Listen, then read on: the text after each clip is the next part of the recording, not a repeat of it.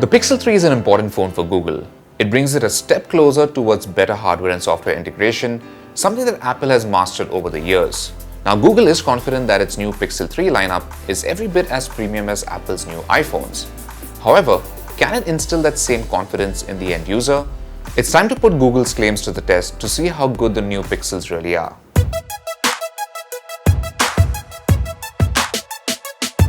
The Pixel 3 and the Pixel 3 XL iterate on last year's design. Now, both phones have a taller aspect ratio, with the XL being slightly more at 18.5:9 due to the presence of the notch. It's a welcome change as the design feels modern and fresh. However, the most immediate change you'll notice, even before powering them on, is the way they look and feel. It's a huge improvement over the Pixel 2 series, which now feel bland in comparison. Pixel 3 series still use an aluminium frame, but rather than give it a matte finish, Google has used a glossy coating for the side frame and the back is now glass. They've even gone a step further and added a frosted look to 3/4 of the glass back, which is achieved through an etching process. It also feels really good when you hold the phone. The sides now blend more seamlessly with the front and back Gorilla Glass, so you don't really feel any rough edges.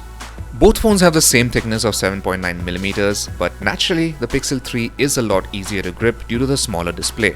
The XL is a bit of a handful, especially when you try to use a phone with one hand. It is a bit heavier too at 184 grams, but the weight is distributed well, so we got used to it pretty quickly. There's a single 4G nano SIM tray at the bottom which supports VoLTE, and both phones also support eSIM, just like earlier Pixel phones. There is no headphone socket, which means you'll need to use the Type-C headphones or the included dongle. The notch on the bigger model clearly isn't winning any awards. Now, the general consensus is that it's quite ugly, and we kind of have to agree with this as it's definitely one of the most poorly designed notches around. The cutout in the display is a little too deep, which really makes it stick out like a sore thumb. Now, you can hide this if you want to via software, but you lose that extra bit of screen real estate. This brings us to the displays themselves, which we are pretty sure is where Google has concentrated its efforts the most in order to avoid another fiasco.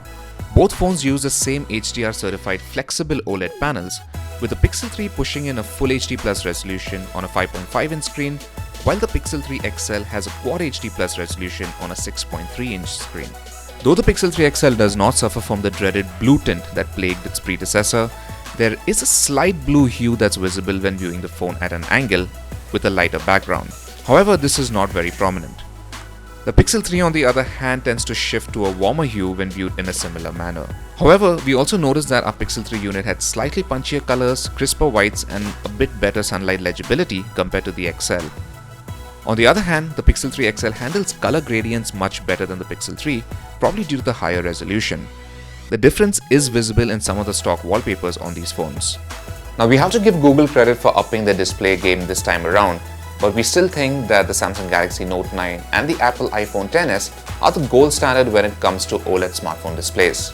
The fingerprint sensor is quick and can also be used to get to the notification shade, which is a gesture we wound up using a lot on the XL model. Weirdly, none of our review units seem to have any face unlock feature, even in the smart lock menu of Android Pie. However, Google did later confirm that the new Pixel 3 and the Pixel 3 XL does not have face unlock. Both phones rock the Snapdragon 845 mobile platform, which is a competent octa-core chip that we've already seen on plenty Android phones so far. The Pixel Visual Core chip is present, which debuted with the Pixel 2 series, and this time it will be doing the heavy lifting of HDR Plus processing. Google has also added a mobile version of its Titan M security chip, which is said to help strengthen the OS integrity and keep sensitive information like lock screen data more secure. The Pixel 3 and the Pixel 3 XL surprisingly get just 4GB of LPDDR4X RAM. It seems like the higher level of optimization Google does with its Pixel phones doesn't really require more RAM, at least that's what they want us to believe. Storage is non-expandable as always, so your choices are either 64GB or 128GB. The phones are also IP68 rated for dust and water resistance, and there's Qi wireless charging support too. Now, both Pixel phones also have Active Edge, a feature that lets you squeeze the pressure-sensitive sides to trigger Google Assistant. You can also use it to silence alarms, incoming calls, etc. It's quite useful, and the pressure sensitivity can be adjusted too. Gesture navigation is the only way to get around the OS in the new phones. Unlike the Pixel 2, where you could use gestures as an alternative to the traditional 3-button system, there's no going back in Pixel 3. It does take some getting used to. However, the big new change in Android Pie is the on-device machine learning and AI integration, and after using it for a few days, you really start to see its benefits. For instance, if you have the habit of simply dismissing notifications without ever reading or even opening them, then the OS will recognize this pattern after 5 or 6 times and will eventually suggest to stop showing you these notifications altogether, which is pretty cool. App Actions gives you specific actions for your recently used apps in the app drawer so you can get to what you're doing more quickly. For instance, we started getting a shortcut for a WhatsApp contact we were recently chatting with, and even a shortcut for a game or even a new Chrome tab in the app drawer. This is dynamic and keeps changing depending on your usage. Another really cool feature which we could totally get used to is the ability to interact with the content in the recent app carousel without ever having to actually switch to that app. For example, we can simply hop over to the browser with a quick swipe up, highlight a phone number with a long press in the web page, and the OS automatically gives you the option to place a call. This automatically saves you multiple steps, which once again is a really neat feature.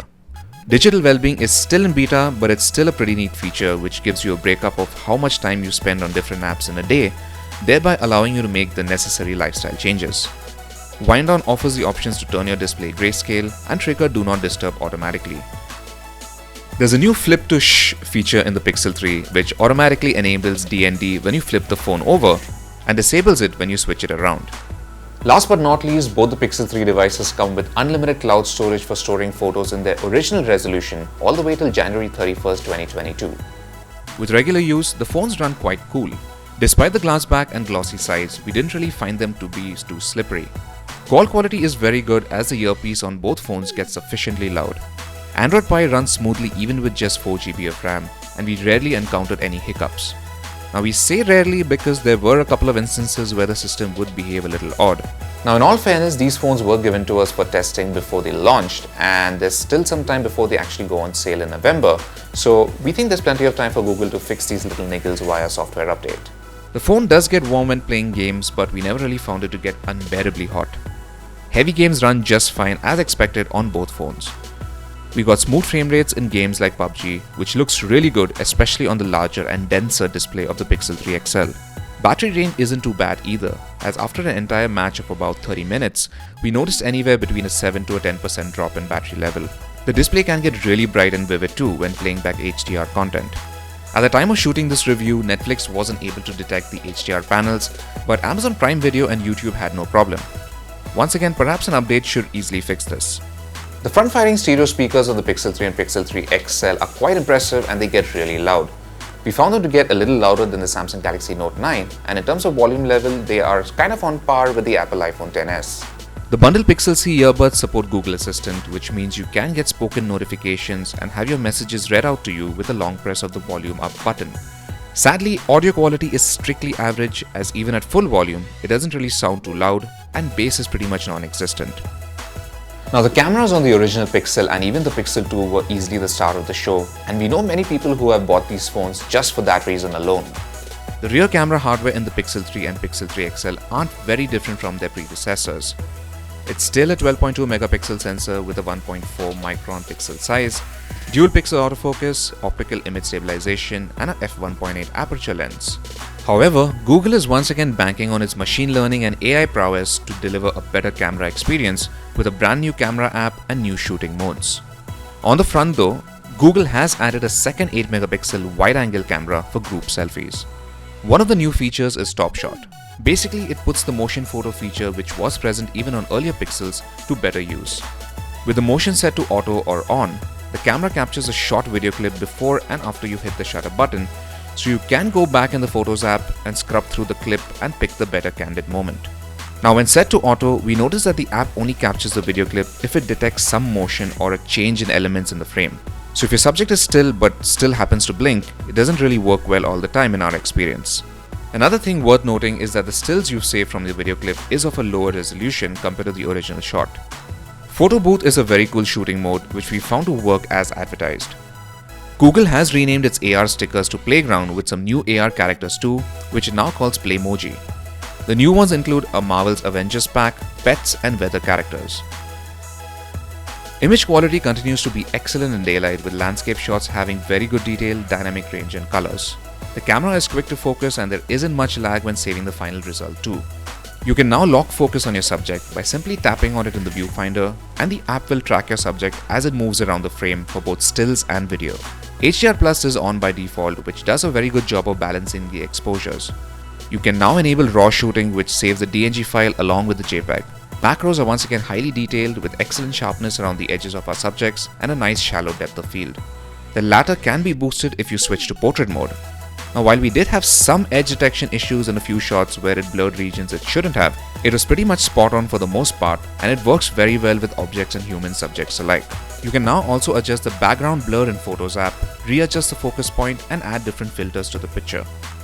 Another very interesting feature that Google is introducing is called Super Res Zoom, which uses techniques similar to speckle imaging in order to improve detail when you do a digital zoom.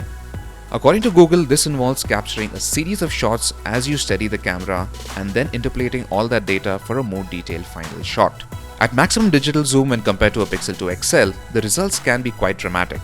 But how does it compare to the optical zoom on phones like the Galaxy Note 9 and the Apple iPhone XS?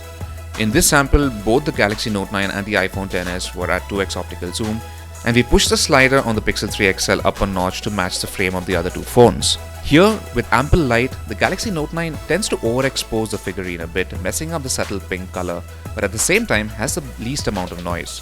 The iPhone XS and the Pixel 3 XL have more accurate colors, but the iPhone's image is a little noisy, whereas the Pixel 3 XL has none of it. It's quite evident that the 2x zoom level on the Pixel 3 XL's fancy new digital zoom keeps up and at times even surpasses the quality of two of the best phones with optical zoom. In the final image, we pushed the zoom slider all the way up to the max on the Pixel 3 XL and at around 8x zoom on the other two phones in less than favorable light this time. Here, the iPhone XS and the Note 9 still manage a decent job with digital zoom, but we have to hand it to Google's software wizardry as it delivers the smoothest image while still keeping all the important details quite sharp. Now, a very intriguing feature that's coming via a future software update to the Pixel 3 and the Pixel 3 XL is something called Night Shot, which promises vastly improved low-light photographs. Now, we still have to wait a bit before this feature rolls out, but even without it, both phones capture really good low-light images. Focusing speeds are just as quick, and we ended up with very good detail and colors in landscape shots and sharp macros. Low-light landscapes can get a bit noisy in the darker regions, but that's just Google's post-processing, which favors a brighter image versus suppressing noise. The new 8-megapixel wide-angle front camera is great for capturing more people or more of the background in one shot. Quality of images are good, although the ones shot with a standard camera are a tad sharper since it has a wider aperture and phase detect autofocus. On the video front, there isn't really anything new compared to the last year's model, except for a new auto frame rate mode when shooting at 1080p.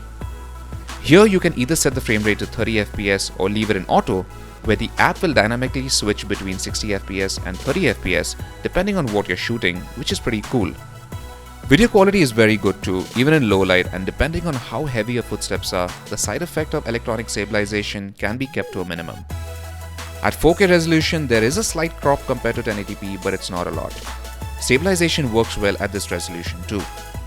Sadly, the Pixel 3 series still lacks 60 FPS mode at 4K resolution, and the slow motion videos shot at 240 FPS are still limited to 720p.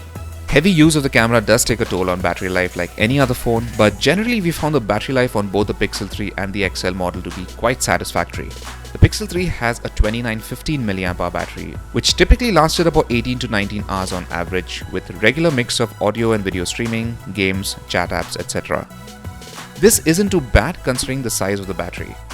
Now, in our internal battery drain test, we managed to loop a 720p video for about 10 hours and 18 minutes straight, which is slightly above average.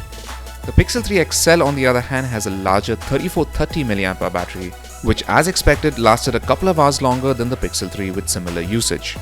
We got a lower runtime in a battery test of around 9 hours and 42 minutes, which is probably due to the higher resolution display. The Pixel 3 and the Pixel 3 XL are a showcase for what Google does best: deliver a very unique software experience using standard hardware. There are some custom chips thrown in this year for added security and all, but overall, the new phones aren't technically very different from Android phones that cost nearly half as much. However, it's the machine learning and AI features that are baked into Android Pie and other software tweaks that are unique to these new phones which help them really stand out. If you're simply after the best Android hardware, then phones like the OnePlus 6, LG G7 Plus Think, and any other number of Snapdragon 845 powered phones will do the same job at a much lower price. The 4GB RAM in the new models is also a bit of a concern, as we're not sure how it'll hold up over time with future software updates, your personal data, and more apps taking space on your phone. Google shouldn't have a hard time convincing buyers of how good the Pixel 3 really is, since it continues the brand's superior camera legacy, and once you hold it, you can instantly tell that it's a lot better built and it feels a lot better than its predecessors. Its main challenge in India right now is convincing buyers to shell out 71,000 rupees for the Pixel 3 or 83,000 rupees for the Pixel 3 XL. And this is only just for the base variant. If you want 128GB of storage, you'll have to shell out around 9,000 rupees more for each of the phones. Now, while these prices are still lower than what Apple is charging for its new iPhones, it's still a lot higher than Samsung's best Android flagship. Overall, the Pixel 3 and the Pixel 3 XL are marked improvements over their predecessors, and from what we can see, they don't really have any deal-breaking hardware flaw like last time, other than the high price, of course. If we were to pick our favorite, we'd recommend getting the Pixel 3 XL simply because of the bigger battery and the denser and larger high-resolution display, which simply gives a much better experience. So thanks for watching our review, and for all things tech, log on to gadgets360.com.